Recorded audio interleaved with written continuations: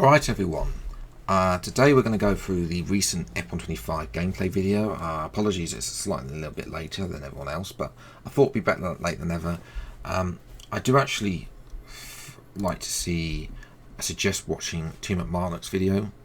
Very interesting video I watched earlier with him basically comparing F124 and F125. Obviously, there's still a few things that need to be done. I don't believe that these are the actual sachets yet. Correct me if I'm wrong. Also, this menu layout. I know some people like it. I don't. It's very in your face for me, personally speaking. Don't forget you still got Equal Performance 2. And of course you still got the Mighty Watch. And this is just Grand Prix mode as well. And we're going to obviously select Ollie Bearman here too. Just to quickly rewind there. Hang on. Let me just pause. Yeah, this menu doesn't seem to be changed, which, you know, we'll have to wait and see if, you know, they haven't done anything with the assists, they haven't done anything with the difficulty except for breaking point, really, and they haven't really done with the nothing else with Grand Prix mode, so this is all the same as it was for that. Obviously community feedback's there because it's a beta version of the game, but we're here for the one of the three reverse grads. Excuse me, I'm trying to get my words out here. Reverse track here at Austria. I am hoping that with these reverse tracks for Austria that we can have, when we get to career mode, we don't have to have the sprint with doing the reverse version. I would love to be able to select any track in career mode and just say I want to sprint at this one, I don't want to sprint at anyone. Because for content creators like me that don't have much time, trying to do a sprint is always a pain. As well, around the outside there, Bortolasso's still on the outside. If Bortolasso sticks it on the outside, early indications with racing with the AI says that there has been some improvements as well as we go really wide there. Excuse me. But, I mean, I'm going to probably reserve judgment on the AI until I've actually played the game. So I'm going to send it up the inside here, turn 4. He's still there on the outside, so yes. Notice, I don't quite know if this is the same thing, because when you use this is not the same build of the game. That's the current build, because I've seen an image which I'll show you later on in the video once we've gone through this. There has F1, the EA Sports F1 account did show the updates for that, and I'll show you that later in the video where it changes. So that is not the real, that is not quite up to date, but it does this where it has the wording of which mode you're in is up to date. Something that's added to. So we'll get to that. The HUD itself, the heads-up display here, showing the speedo and what's not. I just don't like it. I don't think a lot of people like it. Probably, I'm going to be shifting this bottom right. I mean, the best heads-up display that I've ever had as we move past Alonso. Alonso's going to brake late. We're going to go round the outside at the final corner. Lovely little move there. I'm looking, as I say, I'm looking forward to seeing there. What we can get up to with reverse racing. I will be doing the first episode, the first video that I do will be a reverse race, by the way. Now we come to Miami. Now, as you notice that they have changed the sky a little bit for those afternoon default race things, which it is a slightly paler blue, but I still don't think it's good enough. The sky has been the same for a long time and it needs a significant update too. So we're here in Miami, we're in a replay camera actually, not actually driving mode as well. I'll get back to that why it is early, because there's no menu bar at all as well.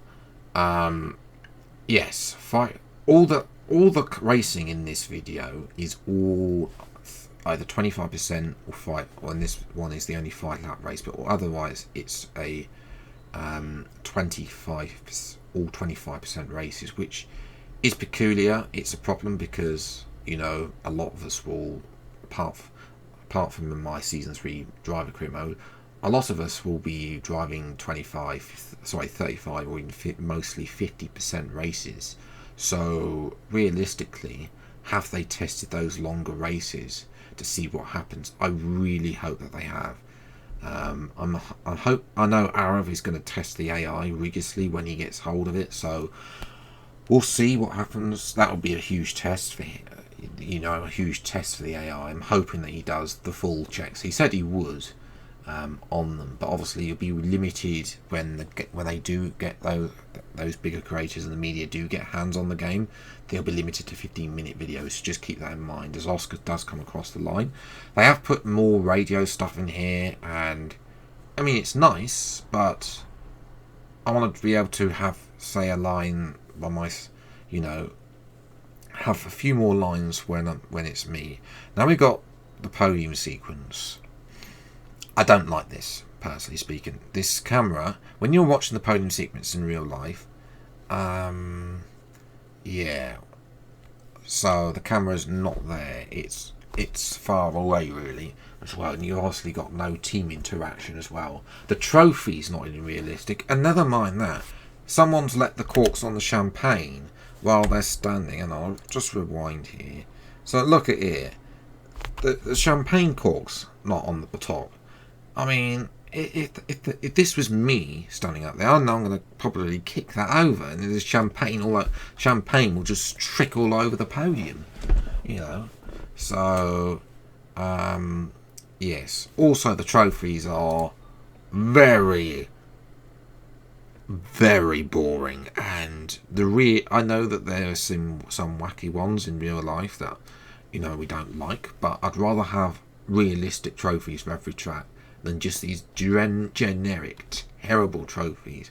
It looks like something that you would give to a pub league football tournament. Winning that, yes, definitely not particularly happy with that. And there's obviously you don't get the medal that Ben Silly Twat gives you out as well, and the confetti. Look at the confetti. Full where it doesn't lie up on the floor, it just sinks into the ground. The champagne spray as well. It's just not realistic. It's not good. Next we move to Silverstone, and I think this is going to be everyone's reverse track. My favourite reverse track of the three that are there. Mostly because of what we're in here now. We have an additional DRS zone, ladies and gentlemen. Yes, that's right. We're on the start-finish straight now. And there's a DRS straight there. So I think that's going to be everyone's there. That's definitely what I'm going to be doing from Season 2 onwards for sure. Is adding those three reverse tracks into career mode for sure. Especially Silverstone, which, it's got 3 DRS zones instead of 2 when you're racing forwards. Silverstone has been updated recently, obviously, as we try and have a look at Alonso. Obviously, we're going through the final sections as well. But yes, as we go through into the pits, that's where obviously going down. This is going to be a bit. I think that's a bit hard. Going to be a hard braking zone into here. Again, I will admit. They have done a good job with the reverse done it, and I thought this was going to be a multiplayer only or time trial thing. The fact that it's in career mode and Grand Prix mode, and you're able to make a pit stop, absolutely fantastic effort there. Again, we're moving on to 25% race. I don't know why with 4 laps to go we've moved on from a set of softs to a set of hards. Yes, so they've definitely not fixed that in a 25% race as well. It'd be nice if they had actually showed us, if they had varied the lengths of these career modes. I'd like showing us 100%, 50%. I know obviously someone's got to go and record that, but at least then whoever's playing the game as well, which I presume is one of the testers driving this, then they'd be able to really showcase the changes. But obviously Maggots and Beckett's backwards, I mean, lovely as well. As now we're trying to catch up to Alonso, and we get DRS detection here. as well as we go round to the outside before we get into Cops there, and then DRS down the old start finish straight. Superb. Extra DRS zone here. Fantastic. Next is another LiDAR track, Bahrain. As well, you can see again you've got that slightly paler blue for the sky here. Again, I don't know why they call it in Trace Cut. Yeah. So, it's engine temperatures here as well. Something definitely to notice when you are trailing a car now, you'll have more engine temperature. So just that will probably definitely affect the DRS trains. One thing to note though, tyre temperatures. Obviously, I think we're running not with carcass temperatures, but obviously the AI have locked in the past have had locked carcass temperatures, which is always a disadvantage to the player. So yes, that is just something to think about. I hope that one day, I'm hoping that they've done it now in F125 and listened to us, to give the AI the same carcass temperatures that we have, so that then, you know, they're more realistic to race with, because it's always felt a bit fake that they don't really suffer from the same temperatures that we can. If of course we have that setting on, you know, if it's on for us, it should be on for the AI. As well as a lock up there, as well. Not showing tyre wear. No tyre wear has been shown, so it's interesting to see if what tyre wear is going to be like on F125. When Tim Marduk was saying that he was thinking that the pressures are going to affect temperatures and it's going to be even worse than F124, with running high temperature with high pressures to try and cool the tyres. So that could be that's a little bit alarming if it is. I don't know really, Chase Cam. I mean, to be honest, it saves us looking at the terrible Slauber car, which, I mean, for this weekend Miami Grand Prix, they sneezed on a little bit more than usual too. Yes, again, DRS here. It's not really as like 23 levels, it's more similar to 24's levels of DRS, but notice how we are stuck on a train here on lap 5. No one's really moving forwards. Notice also hard tyres and a 25% race. You know, I think that there needs to be a little bit more overtaking action there. I'd expect at least Lawson to have gone past Hadjar, you know, to try and get DRS share. Or even, you know, at this point, Lawson will be saying, I'm faster than you, Isaac. You know, Liam is faster than you, but look at the engine temperature. It's gone up 10 degrees in the last lap there as well. Lawson is going to make the move now as well. Next up, Suzuka, and I do think they've done a good job with Suzuka. The cherry blossom is fantastic as well, and they've also changed the grass texture too. So it's that slightly yellower grass texture, which obviously suits real life. So I got to say that they've also it's been rescanned on the full track, not just the outskirts of it like Miami. So you're going to notice a bit more change here with the elevation. It's most notable really at the hairpin as well, which was before a flat hairpin. Now it's more undulated, but I've got to say, you know, I'm hoping that we're going to get a bit more realistic again. We're in another train, which, yes, a little bit alarming. Look at the undulation here.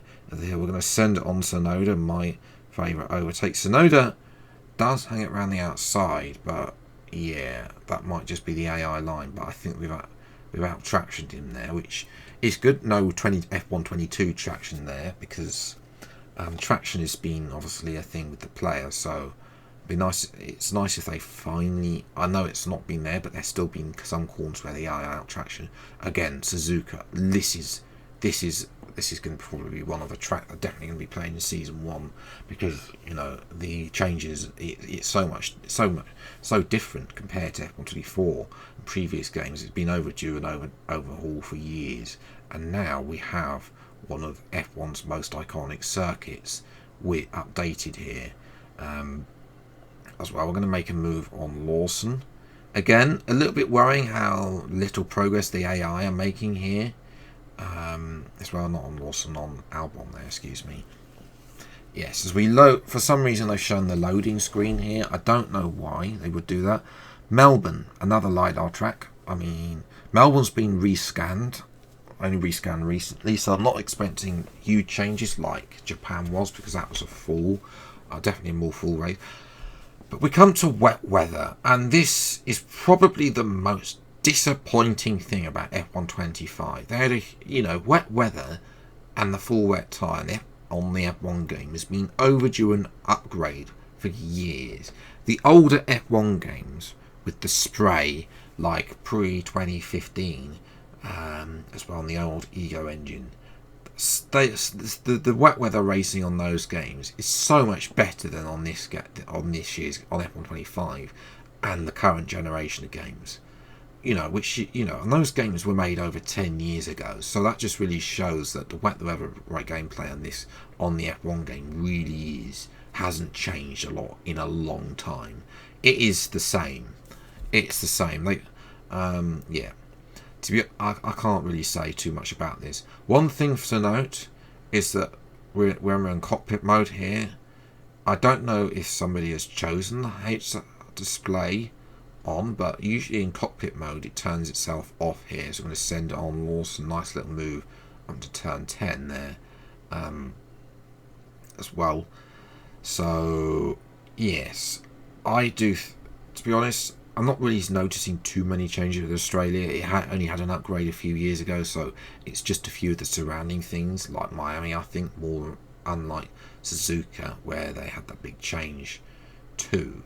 That's why we're going to use a bit of overtake to try and catch up to Hamilton as well. Again, not really seeing what the tyre wear's like. So yes, now we move to a third and final reverse track, Zandvoort. Now I got question marks about why they chose Zandvoort, because Zandvoort, of course, is not on the calendar from 2027 onwards. As well as we're joined with George Russell. So we're going to go through the banking round the outside. Notice DRS ends a bit early there, or it went off early through the banking, but I mean that's a fantastic overtake from Russell. Again, this track as well. And this obviously is the second of the two DRS zones here as well, though. Yeah, I'm not entirely sure this corner's better than the other one, because it's probably not going to... I mean, that second DRS I never really saw too much overtake, and then we come into the really tricky section with all the people standing on the hill there. You really notice it when going backwards there. Up the hill! That corner... Yeah, I'm sorry, that corner's a lot better. Yeah, as we've taken a bit of grass texture. Is that a little bit too much grass? Would there be that much grass as well? Who knows? We move into the final corner, and this is a 5-lap race, excuse me, not the 25% race. Again, running a bit wide and picking up probably a little bit too much grass. I hope they fix that for launch, but yes, obviously that is Zandvoort. They have sorted out apparently the bump through the final corner too, and again George Russell getting drive of the day as well. And then we move, of course, to the cinematics, which this is all the same. It has been for the past 1,000 years at this point as well. Yes, they introduced this second, more exciting one there as well. But yes, so that, ladies and gentlemen, is the video.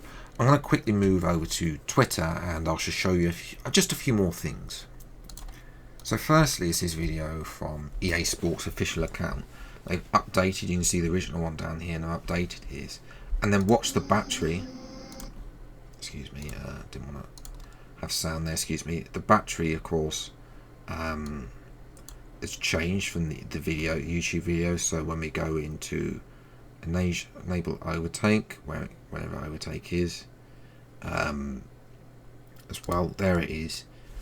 It goes, it inverts it, so you are now in overtake mode as well. So that was the thing there. They've added this, as I said already, too. So I think that's a better visual update The other thing is they've released a cinematics list for Breaking Point, which I made this comment. This surely is a bizarre move. What story mode has ever given out a list of cutscenes before the game is released before? Yeah, I don't think I need to say anything more about that. I mean, yes, it shows that the game, where the game is, and a little bit worrying signs of Breaking Point. That's probably not going to be the game mode that we want it to be, and there's probably going to be some races that are going to be a little bit awful as well. But obviously there are 35 cutscenes. One of them has been, you know, number 13 has been redacted, where some people are saying that's going to be Lucas Weber's return to the Breaking Point. Who knows? And the final thing to note on is not really about F1, but it can have an effect on F1. So the RWC game, EA Sports, have lost the license.